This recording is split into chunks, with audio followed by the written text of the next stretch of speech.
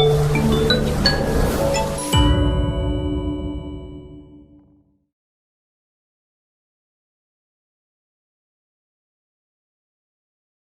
pessoal, tudo bem? Hoje a gente vai fazer uma revisão para o seu apostilado avaliativo na disciplina de redação do 7º ano. Então o que é que nós iremos ver nessa revisão? Os tipos de reportagem, o que é reportagem e como é que você diferencia a reportagem de uma notícia, anúncio, principalmente os anúncios publicitários, a finalidade dele, o que é que ele quer vender, o que é que ele quer passar, os processos de pesquisa, que apesar de vocês estarem no 7º ano, mas já devem ser incentivados. Quais são os passo a passo de uma pesquisa, como produzir uma pesquisa, como fazer os processos de investigação, certo? Elaboração de tese, hipótese, argumentos, conclusões, certo? Iremos também abordar a questão de cartas de solicitação e de reclamação, certo? Para vocês entenderem que às vezes você compra um produto e ele tem um problema, né? E aí você quer fazer uma reclamação, e aí você envia uma carta de reclamação, ou um serviço que foi prestado de forma insuficiente. Ou você quer agradecer mesmo, ou você quer pedir alguma coisa, e aí você usa uma carta de solicitação. Bem, vamos ver o primeiro tópico aqui da nossa revisão. Primeiro, o que é reportagem, certo? Reportagem é uma notícia ampliada. A notícia, geralmente, é quando o fato acontece. Por exemplo, houve um acidente de ônibus, né? E aí, quando é que uma notícia de um acidente de ônibus vira uma reportagem? Quando as pessoas começam a investigar por que há tantos acidentes de ônibus, tantos acidentes de carro. Quem são mais as vítimas? Quais são os locais onde acontecem mais esses acidentes? Então, quando você amplia essa informação, reportagem também é informação, né? A notícia também é uma informação, você amplia o leque de oportunidades, ok? Então, a notícia ampliada, assuntos ou fatos. Gente, olha, reportagem, notícia, editorial, eles trabalham com uma realidade. Mesmo que eu faça uma interpretação das coisas, mas eu estou trabalhando com realidade, ok? Tem mais detalhes dos fatos, certo? Então, e é mais abrangente. Observe, eu acabei de citar anteriormente, né? Um acidente de ônibus aconteceu em um bairro periférico, por exemplo. E aí você começa a investigar mais, você começa a perceber que vários ônibus eles têm vários problemas. Há um sucateamento da frota de ônibus, né? Muitas pessoas reclamam, outras pessoas já se machucaram, já houve outros acidentes. O que é que dizem os motoristas? O que é que dizem os passageiros? Então, quando você começa a detalhar mais, você começa a perceber que o acidente é a consequência de tudo isso. Então, o que acontece? Quando você vê uma notícia, você está vendo a consequência. Quando você está vendo uma reportagem, você está vendo as causas de uma consequência. As causas de um efeito. Certo? É muito importante isso. A reportagem ele vai valorizar a causa e não o efeito. A notícia vai valorizar o efeito e não a causa. Eu nunca sabia o motivo do efeito. Ok? Então, ele trabalha com essa forma mais detalhada. Relato de forma expositiva, né? Sem se colocar como interlocutor das narrativas, né? Então, eu exponho a situação. Interpretativa, certo? O agente do discurso aí, ele está interpretando os fenômenos que estão acontecendo, né? As causas primeiras, causas secundárias, certo? Até chegar à consequência e omitir uma opinião. Então ele leva a quem está assistindo, quem está lendo a reportagem, uma reflexão sobre aquilo. Por que isso não pode ser mudado? O que é que pode ser feito para melhorar o transporte público, certo? Qual é o tipo de linguagem? A linguagem usada numa reportagem é uma linguagem mais formal. O que é isso? Não é coloquial, não é, apesar de que quem vai ler é uma pessoa comum e o texto é usado com palavras comuns, mas não há, por exemplo, gírias, encurtamento de palavras, certo? Ele usa a palavra de uma forma plena, mas de uma forma que qualquer pessoa possa ler. Objetiva, certo? Eu não coloco impressões minhas sobre o que eu vi, eu coloco o que eu vi. Direta, certo? Sem ser indireta, entre linhas, fazendo com que o leitor faça interpretações descrições, narrações, certo? O texto é narrativo, mas ele também descreve fenômenos e acontecimentos para produzir a reportagem. Ele é impessoal, então ele não pode estar se colocando, mas em algum momento ele também coloca a sua opinião, então ele também coloca a sua pessoalidade dentro do texto. Você sabe que cada pessoa tem uma identidade textual, ok? Então a reportagem tem essa característica. Bem, temos então o anúncio publicitário. Para que eu preciso vender? Já dizia que publicidade é a alma do negócio. Se eu quiser vender alguma coisa, eu tenho que mostrar meu produto. É interessante que hoje os produtos, basicamente, eles ficam expostos para as pessoas verem. Mas antes, ficava atrás de um balcão. Então a pessoa dizia bem assim, eu quero um metro de tecido. Então a pessoa do balcão ia lá pegar o metro do tecido. Eu quero um tecido verde. Aí o cara ia lá e pegava o tecido verde que ele queria. Eles começaram a perceber que essa forma de vender limitava a escolha do consumidor. Porque o consumidor ele já tinha que ir com a coisa pronta. Porque não era permitido ele entrar para ver. E aí uma pessoa resolveu fazer o inverso. Pegou os produtos e colocou na frente. Então a compra começou a ser maior porque você deu poder de escolha para o consumidor, certo? Então o anúncio publicitário faz com que a pessoa que vai comprar veja o produto, certo? Então você tem que ter um título para o seu produto. Tá aqui, né? Nosso título aqui, certo? É colheita do dia, todos os dias, certo? Eu preciso de uma imagem. Texto por si só não compra. O homem, como a maioria dos animais também são, eles são animais imagéticos, né? Eles precisam ver a imagem para poder comprar, certo? Então a imagem é tudo. O logotipo, né? Eu preciso saber qual é a marca que eu estou comprando, eu preciso dessa credibilidade. Textos de argumentação, então eu digo quais são as características do produto, o que é que ele faz bem, aonde ele pode ser usado. Então eu tenho que dar o máximo de informações de uma forma simples e enxuta, porque a pessoa que vai comprar, ele não vai ler o livro, ele só vai ler o rótulo. Então esse rótulo não pode ser cheio de coisa, certo? E um slogan, uma coisa, é a chamada, né? Então você tem aí, o anúncio publicitário não tem uma estrutura rígida. Então você tem, cada pessoa cria o seu próprio design, o seu próprio desenho, certo? Contudo, ele geralmente apresenta um título, às vezes seguido de um subtítulo, o corpo, né? Do texto que amplia o argumento do título. E aí você tem a assinatura, a marca, o logotipo do anunciante. Certo? Então esse é a estrutura da publicidade. Bem, nós já vimos o que é uma reportagem, certo? É uma coisa impessoal, uma coisa para uma pessoa comum ler. Nós já vimos o anúncio publicitário, que é a ideia do poder de escolha do consumidor. Ele precisa saber o que ele está comprando. E aí, como é que eu anuncio isso? Através de um anúncio, certo? A gente passa por um G Barbosa, né? Por qualquer loja que vende alguma coisa, ele dá aqueles panfletos. Aquilo ali é um anúncio. Ele está anunciando os seus produtos, a relação custo-benefício, né? Vale a pena comprar algo mais caro por um produto melhor?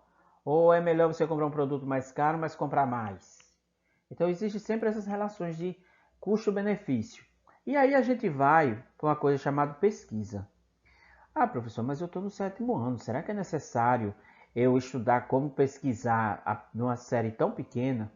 Gente, o ato de pesquisar é um ato que você já nasce com ele. É interessante que quando a criança nasce, a primeira pesquisa que ela faz é saber o gosto do leite. Observe que a criança ela passa 9 meses na barriga, mas ela não sabe qual é o gosto do leite, certo? E aí ela busca, ela vai pesquisar, certo? Por isso que muitas vezes ela não se adapta com uma mãe e aí ela tem que ser entregue a outra e ela se adapta. Isso é um processo de pesquisa. Quando você vai brincar, você vai ver que determinadas formas não encaixam em outras formas. Isso é uma forma de pesquisa.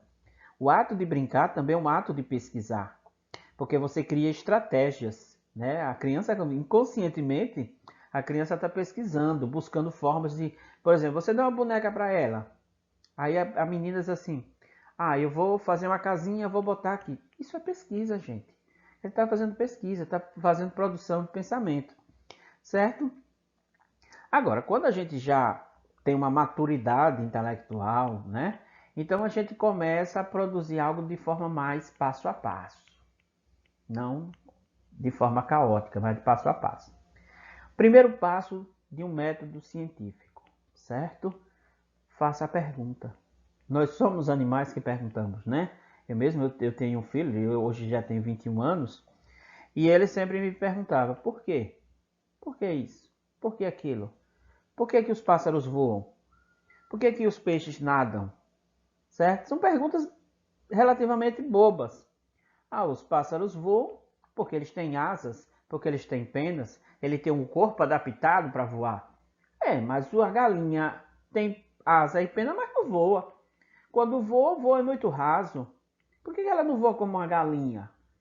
Certo? Então, o ato de perguntar, que é algo inerente de mim, de vocês, certo? É algo natural. Eu pergunto sobre o mundo. E quando a gente vai fazer perguntas, é para entender a natureza das coisas e das pessoas. Então, eu preciso fazer uma pergunta, e aí, quando eu faço minha pergunta, eu vou fazer uma pesquisa sobre o assunto. Por que as aves voam e as tartarugas não voam? Certo? Por que os peixes só podem viver na água? Por que tem determinados animais que têm que viver debaixo da terra? Por que existem plantas que precisam de outras plantas? Tá vendo? Agora você está entendendo, né? Que pesquisar é algo natural da gente. Por quê? Porque nós somos animais curiosos. Queremos saber por que a natureza é desse jeito. Certo? E aí eu pesquiso meu assunto. Bem, eu vou formular a minha hipótese. Observe que a primeira pergunta que eu fiz é: por que os pássaros voam? E qual foi a resposta que o pai deu ao filho? Ah, porque ele tem asas e porque ele tem penas. Essa é a minha hipótese, certo? Ah, mas aí tem pássaros que não voam. Então não é característica das aves. Todas as aves voam? Não. Tem aves que planam. Galinhas planam, ela não tem habilidade de voar. Tem alguns patos domésticos também que não. Mas aí eu preciso testar a minha hipótese. Eu levanto uma hipótese. Será que a galinha não voa mesmo? E aí você vai, por exemplo, pega a galinha da sua própria altura e joga. Ela não voou. Já sei, eu vou subir mais. Joga. E aí você começa a perceber que ela tenta bater para... Digói. Ela não voa, mas ela bate as asas para poder não cair de vez. Então ela plana. Então você começa a fazer experimentos, certo? Quanto tempo um peixe vive fora d'água? Aí você pega o peixinho, deixa fora d'água, pega um relógio e marca. Até a hora que ele agonizar e morrer. Gente, não faça isso com o peixinho, pelo amor de Deus, viu? Já fizeram esse teste, qualquer coisa você pesquisa no Google. E que tipo de peixe? Um peixe grande vive mais, um peixe pequeno vive menos, certo? Então você vai elaborar suas hipóteses a partir dos seus experimentos, ok? Bem, eu agora vou fazer uma análise dos resultados e conclusão. Digamos que eu peguei um peixinho e deixei fora d'água e ele sobreviveu por 1 minuto. Quando eu peguei esse peixe e pesei, ele deu 200 gramas. Bem, um peixe de 200 gramas, ele vive 2 minutos. Se eu pegar um peixe de 400 gramas, ele vai sobreviver durante 4 minutos. Aí eu vou e pego aquele peixe e coloco de 400 gramas fora d'água. Ele viveu justamente 2 minutos. Então, qual é a análise que eu faço dos resultados? Não é o peso que influencia no tempo de vida. Não é o peso que influencia. Agora, se eu peguei um peixe, ele durou 2 minutos. Peguei um peixe de 400 gramas, ele durou 4 minutos. Então, você pode fazer uma relação com o peso. Então, o peixe sobrevive fora da água de acordo com a sua massa, com o seu peso. Então, eu estou fazendo análise de resultados, certo? Então, resultados e conclusões aliados com as hipóteses. Peixes podem viver fora d'água? Podem, dependendo do seu peso. Se ele tiver 200 gramas, ele só vai viver 2 minutos. 400 gramas, 4 minutos. Se ele tiver 60 quilos, ele vai ficar 1 hora, né? Porque você faz essa relação. Gente, isso aqui é tudo de forma hipotética. Eu não fiz esses experimentos, ok? Eu só estou fazendo como é o processo de método científico. Comunicação dos resultados. Como é que você comunica seus resultados? Anotando, gente. Você anota os resultados. Você vai, olha, vai. Durante 2 minutos, um peixe de 200 gramas sobreviveu durante 2 minutos. Certo? Pronto, é o resultado. Fiz um teste com um peixe de 400 gramas. Ele sobreviveu durante 4 minutos. Então, a conclusão da minha análise é que o peixe, ele sobrevive de acordo com o seu peso. Quanto mais pesado, mais ele sobrevive fora d'água. Gente, isso é tudo de forma hipotética. Não pegue seus peixinhos e vão fazer isso. Ok? Comunicação de resultado. Então, resultados e conclusões não alinhados com as hipóteses. Você lembra que eu disse que se eu peguei um peixe de 200 gramas, ele durou 2 minutos. Aí eu imaginei assim, será que tem uma relação com o peso? Aí eu vou pegar um peixe de 400 e fazer. Ele morreu em 2 minutos também. Então, a minha hipótese é que os peixes sobreviviam conforme o peso. Só que quando eu comecei a pesar, eu peguei um de 600, também só durou 2 minutos. Peguei um de 800, só durou 2 minutos. Então, o que acontece? Independente do peso, todo peixe fora d'água morre em 2 minutos. Então, a minha conclusão não bate com a minha hipótese. Veja que no primeiro momento eu disse que a minha conclusão batia com a hipótese. Gente, isso tudo é de forma hipotética. Porque os resultados podem estar alinhados com suas hipóteses e não estar alinhado. E aí você precisa estabelecer a sua conclusão. Ok? Se ele estiver alinhado, né? Se o peixe ele sobrevive conforme o peso, você vai comunicar o quê? Que a relação da massa e do tempo, elas estão proporcionais. Quanto maior a massa, maior o tempo de vida. Certo? Aí você fez o experimento, viu que não era. Então você vai dizer o quê? A minha hipótese dizia que a massa estava relacionada com o tempo. A partir do experimento, observou-se que a massa não tem relação com o tempo, porque todos os peixes de massas diferentes, morreram com o mesmo tempo.